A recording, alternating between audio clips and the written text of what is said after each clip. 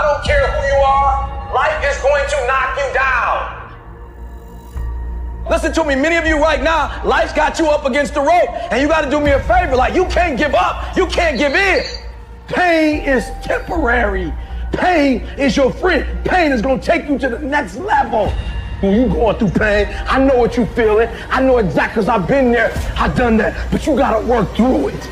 And the reason why most of you are not successful is because every single time stuff not going your way, you give up, you quit, you let go, and people feel weakness. They feel it.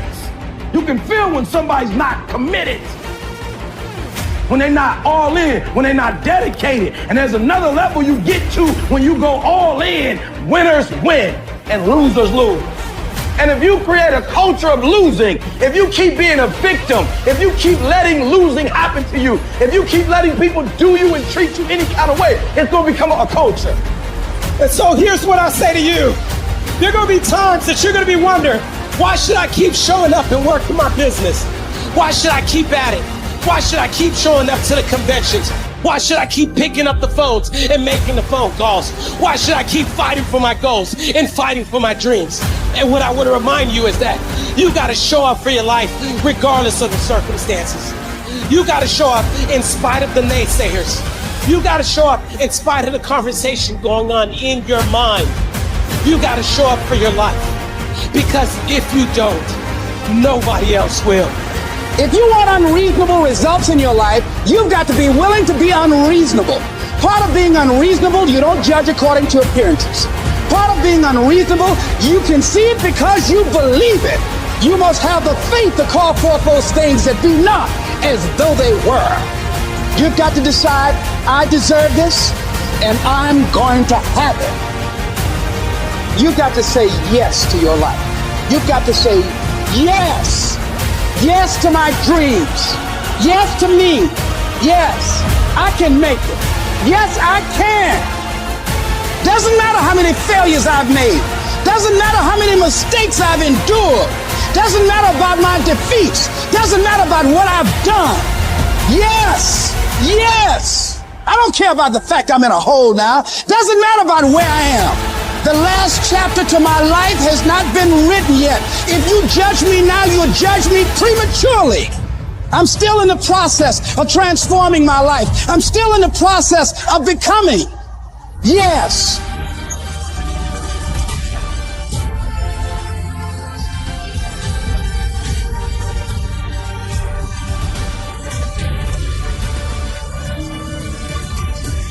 The brilliance of Thomas Edison was not in his mind. It was something much more ordinary and often much less respected. I've got no imagination, he once said. I never dreamed. I've created nothing. If you're someone who doesn't like Edison, you might think that this is Edison admitting to stealing his inventions from other, more brilliant inventors, like Nikola Tesla. Not quite, but he did readily concede that most of the credit belonged to something other than his brain.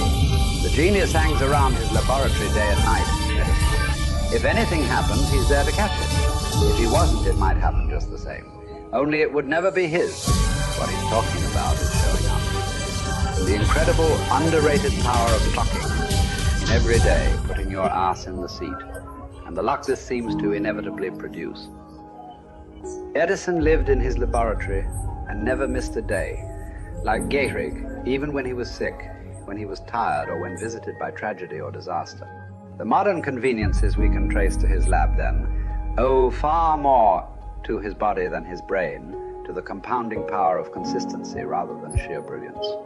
It wasn't about inspiration. It was about getting to work, show up and try.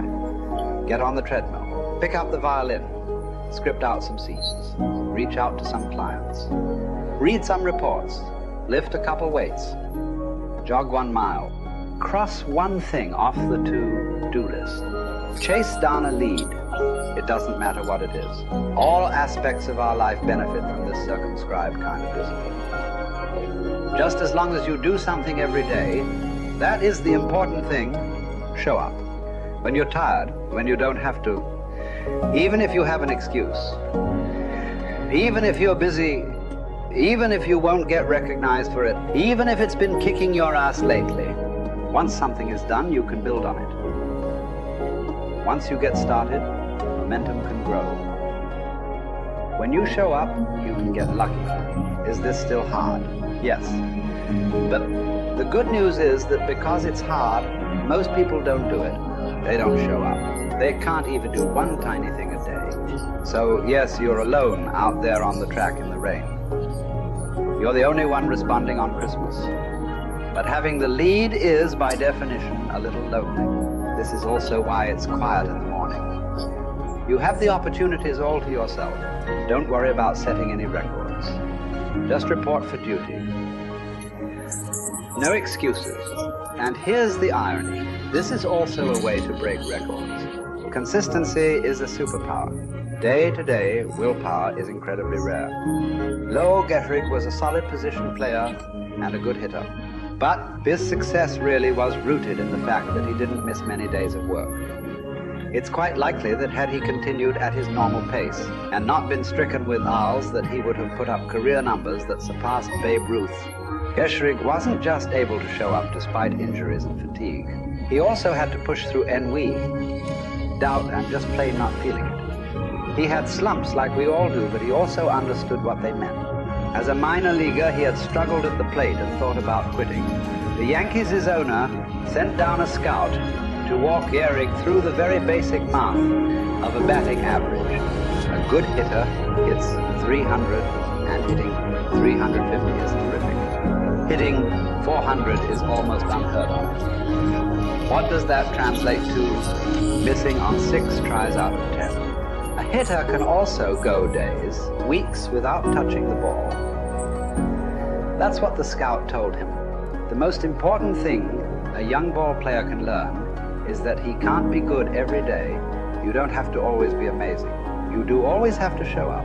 What matters is sticking around for the next at-bat. The ability to do that, coupled with the ability to endure what John Steinbeck called dawdly days while writing East of Eden. Those days when everything seems out of whack, when you're just not feeling it, when the distractions won't stop, is the first step to greatness.